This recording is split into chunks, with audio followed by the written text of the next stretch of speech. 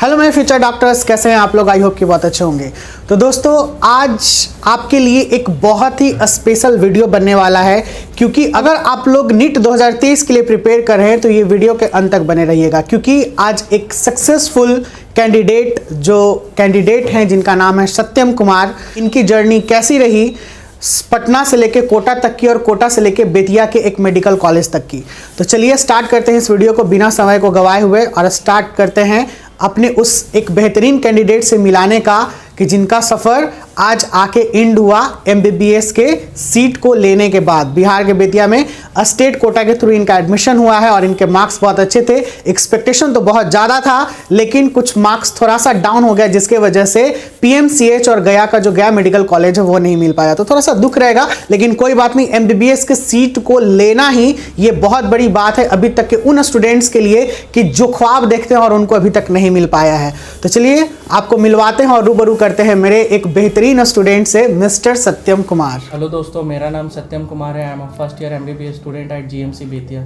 तो सत्यम, जैसा कि आपने इस बार 2022 के एग्ज़ाम में क्वालिफाई किया और आपने एमबीबीएस लिया, और ये जब आपने ये मैसेज मेरे तक पहुंचाया कि सर आई गॉट एमबीबीएस इन बेतिया, पहले भी बहुत बार बात हो चुकी थी, मैं बहुत ज़्यादा खुश था आपके लिए। रियली मैं सोच रहा था कि पीएमसीएच या फिर गया मेडिकल कॉलेज आपको मिले, लेकिन कुछ मार्क्स से ये हट गया तो इसकी थोड़ी सी मलाल रहेगी, लेकिन कोई बात नहीं, एमबीबीएस होता है।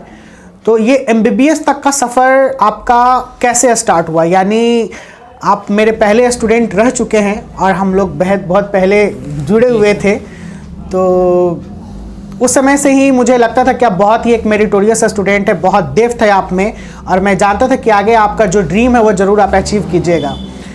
तो पटना में रहते हुए आपकी पढ़ाई कैसे हुई? फिर कुछ समय आप कोटा में भी रहें और finally now you got MBBS. तो थोड़ा सा आप अपनी जर्नी को बताइए कि किस तरीके से आपकी जर्नी थी। सबसे पहले तो मैंने अपना 10th 2018 में कंप्लीट किया था। उसके बाद मैंने एक नॉर्मल कोचिंग ले ली, जिससे मैं अपना नीट का तैयारी करता था। मैं यहाँ पे घर पे रह के ही पढ़ाई करता था। 11th-12th भी मैंने यहीं पटना से किया। अपने सेल्फ स्टडी मेहनत करता था, मैं बहुत मेहनत करता था। और जब मैंने फर्स्ट अटेम्प्ट अपना दिया तो उस टाइम मेरा मार्क्स 477 आया था। उसके बाद थोड़ा डिमोटिवेशन लगा कि इतना मेहनत करने के बाद भी मेरा मार्क्स नहीं आया। फिर मैंने अपना हिम्मत नहीं आया, मैं सेकंड अटेम्प्ट दिया, फिर उसके बाद मेरा मार्क्स 481 आया। फिर भी ज़्यादा मार्क्स इंक्रीज़ नहीं हुआ। जैसा कि मुझे पता चला कि आपने जो 2 अटेम्प्ट आपने दिया है वो यहाँ पर दिया था, यानी आपने 2020 और 2021 का अटेम्प्ट यहाँ पे दिया। 2022 अटेम्प्ट जो है वो आप जाके फिर कोटा में प्रिपरेशन किए। तो ये पटना में और कोटा में आपको मेन डिफरेंसेस क्या मेजर पता चला कि 2 साल रहते हुए पटना में आप क्वालिफाई नहीं कर पाए और फिर कोटा में जाके आपने क्वालिफाई कर दिया? क्योंकि यहाँ की भी पढ़ाई तो बहुत अच्छी होती है, आपने जो पढ़ा। सर, जब मैं पटना में तैयारी करता था तो मतलब मैं अपना कोचिंग से पढ़ के आया, नोट्स रिवाइज़ किया, अपना क्वेश्चन प्रैक्टिस किया, उस चीज़ को बार बार रिवाइज़ करते रहता था। बट लेकिन सर मेरा यहाँ पर एक गलती होता था, मतलब मैं यहाँ पर टेस्ट नहीं देता था, जिससे कि हमको गलती नहीं पता चलता था। मेन प्रिपरेशन में सबसे इम्पॉर्टेंट फैक्टर ये टेस्ट आपका प्ले करता है। यदि आप मतलब थोड़ा कम भी पढ़ते हैं, लेकिन आप अपने टेस्ट के हिसाब से आप अपना गलती को आइडेंटिफाई करते हैं और अपनी गलती पे काम करते हैं, तो आपके लिए बहुत इम्पॉर्टेंट है। जब हम यहाँ पे रह के तैयारी करते थे तो टेस्ट छोड़ देते थे, बस पढ़ने, सिलेबस कंप्लीट करने पे फोकस करते थे।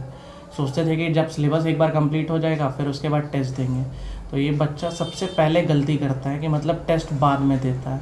ये नहीं करना है। जैसे जैसे पढ़ाई चल रहा है वैसे वैसे टेस्ट आपको देते जाना।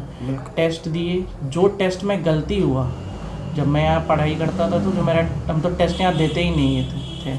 जब मैं कोटा गया और वहाँ पर जब टेस्ट पढ़ाई चलता था साथ में, टेस्ट देते थे। टेस्ट में जो गलती होता था उस गलती को नोट करना बहुत इम्पॉर्टेंट है, क्योंकि आप आज टेस्ट दे लिए, अब गलती नोट नहीं की है, फिर आपका दूसरा टेस्ट हुआ, फिर आप उसी गलती को बार बार आप रिपीट करते रहेंगे तो आपका मार्क्स एक जगह पे जाके स्टक कर जाएगा। लेकिन जब आप एक टेस्ट दिया, जो भी गलती हुआ, थोड़ा सिल्ली मिस्टेक हो गया, क्वेश्चन अच्छे से नहीं पढ़ पाए, क्वेश्चन में क्या था कि हाउ मेनी करेक्ट है, हाउ मेनी इनकरेक्ट है, नॉट करेक्ट है, नॉट इनकरेक्ट है, स्टेटमेंट वाइज है, क्या क्वेश्चन पूछ रहा है, अच्छे से हम नहीं पढ़ पाए, बस टिक कर दिए। तो यही छोटा छोटा मिस्टेक को अपने सबसे पहले तो एक मिस्टेक नोटबुक बनाना है, जिसमें कि इसमें जितना भी मिस्टेक हो छोटा से छोटा मिस्टेक हो, मतलब कि हमको क्वेश्चन पढ़ने में गलती हो गया, ऑप्शन पढ़ने में गलती हो गया, OMR बबलिंग में गलती हो गया, या फिर फिजिक्स का क्वेश्चन कर रहे हैं अच्छे से सॉल्यूशन नहीं कर पाए, ये सब छोटा छोटा गलती है जो होता है, सब बच्चे के साथ होता है।